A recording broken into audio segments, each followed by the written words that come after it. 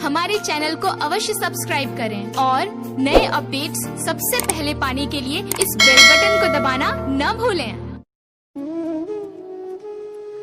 सभी को मेरा जय श्री कृष्ण, जय श्री राधे। प्रिय दर्शकों, आप सभी का हमारे YouTube चैनल बांसुरी वादक सांवरिया जोशी में हार्दिक स्वागत है।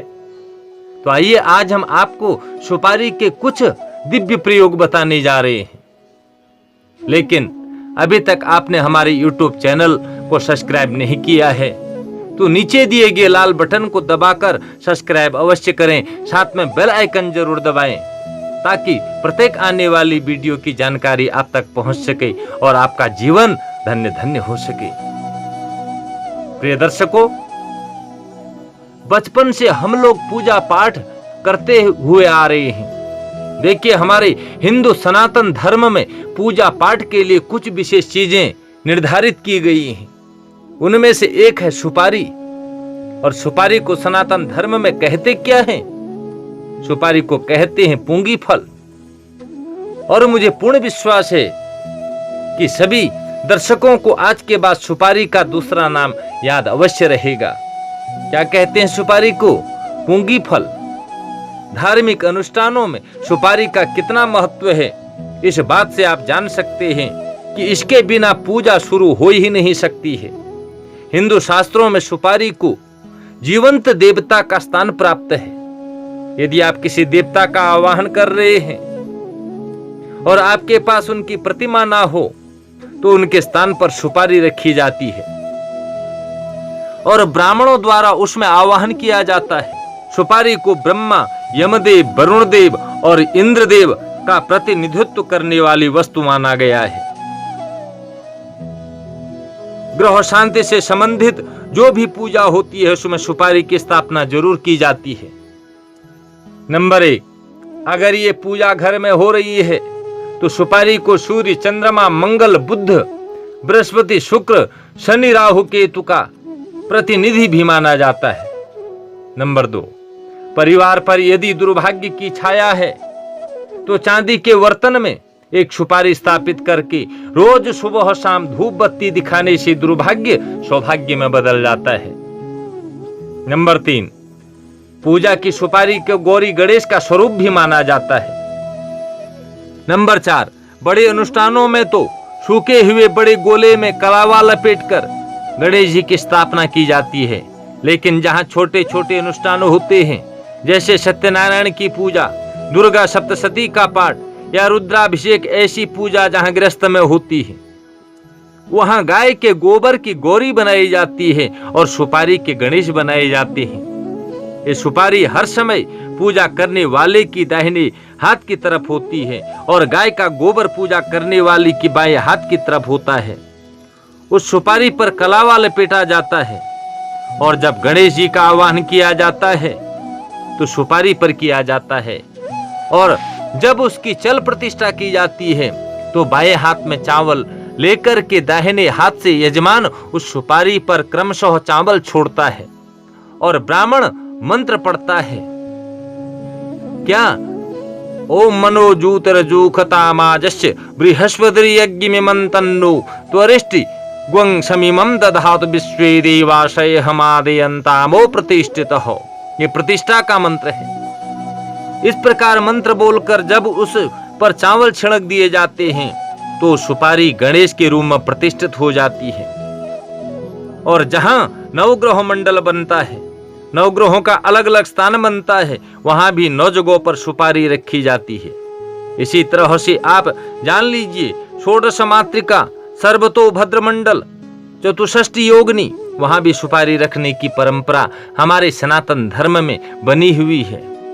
नंबर 5, यदि सचमुच में आपका भाग्य साथ नहीं दे रहा है, आपका पराक्रम सही दिशा में अग्रसर नहीं हो रहा है, आपकी आर्थिक स्थिति कमजोर बनी हुई है, तो आपको अपने घर के मुख्य द्वार पर कुमकुम से स्वस्तिक बनाएं, उसके ऊपर अखंडित चावल रखें और उन चावलों के ऊपर एक सुपारी कलावा लपेटकर जरूर रखिएगा। नंबर 6, यदि आप ज्यादा ही कर्ज में डूबे हुए हैं तो आप सोमवार के दिन 7 पूजा की सुपारी लेकर के चावलों के साथ उन्हें शिवलिंग पर जरूर अर्पित करें। नंबर 7, जिन लोगों के जीवन में कोई बड़ा लक्ष्य है तो ऐसे लोगों को अपने तकिए के नीचे सुपारी या कमलगट्टे की माला रखकर के जरूर सोना चाहिए। इससे जरूर लाभ मिलेगा, इसमें बिल्कुल भी संदेह नहीं। नंबर 8, जिनके घरों में कुछ भी अच्छा नहीं चल रहा है, मतलब ना तो घर में लक्ष्मी की कृपा है, ना घर में शुभ कार्य हो रहे हैं, ना ही वैवाहिक लोगों की संतान हो रही है, ना घर में मकान की व्यवस्था ठीक हो रही है, ना समाज में सम्मान ही मिल पा रहा है, तो ऐसे लोगों को चाहिए कि अपने घर की पूर्व या उत्तर दिशा में चांदी के एक बर्तन में चावल भरकर उसमें एक सुपारी जरूर रखें और सुबह और शाम उस पर सूर्य की किरणें पड़ें, ऐसी व्यवस्था आप रखें।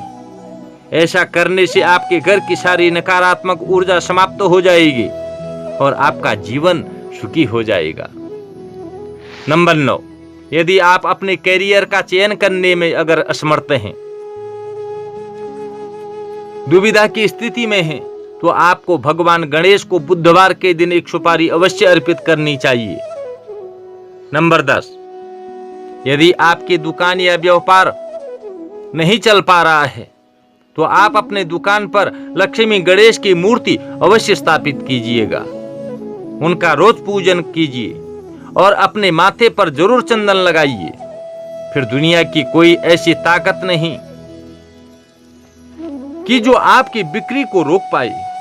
आपको एक काम और करना है कि अपने हाथ में एक सुपारी और एक तांबे का सिक्का लेकर के रविवार के दिन पीपल के पेड़ के नीचे रखाइए और उसी पेड़ का पत्ता लाकर के दुकान में अपनी गद्दी के नीचे दबा दीजिए। फिर देखिए आपका व्यापार कैसा चलता है। नंबर 11, यदि किसी बच्चे को पढ़ाई में दिक्कत आ रही है, पढ़ाई में मन नहीं लग पा रहा है, तो आप एक साबुत सुपारी को ताबीज में डालकर चांदी की चेन में या गले में धारण करा सकते हैं। इसका लाभ आप देख सकते हैं। नंबर 12, यदि किसी की शादी में विलंब हो रहा है या विवाह होने के बाद ससुराल में आपका मान सम्मान नहीं हो पा रहा है, ससुराल में लड़ाई झगड़ा का माहौल बना हुआ है, तो आप क्या करें? पहले हम आपको ये बताते हैं कि जिनके शादी विवाह में बार बार रुकावटें आ रही हैं, आपका कार्य बनते बनते बिगड़ जा रहा है, तो आपको भगवान शंकर का पूजन करके शिवलिंग पर पान या सुपारी अवश्य अर्पित करनी चाहिए।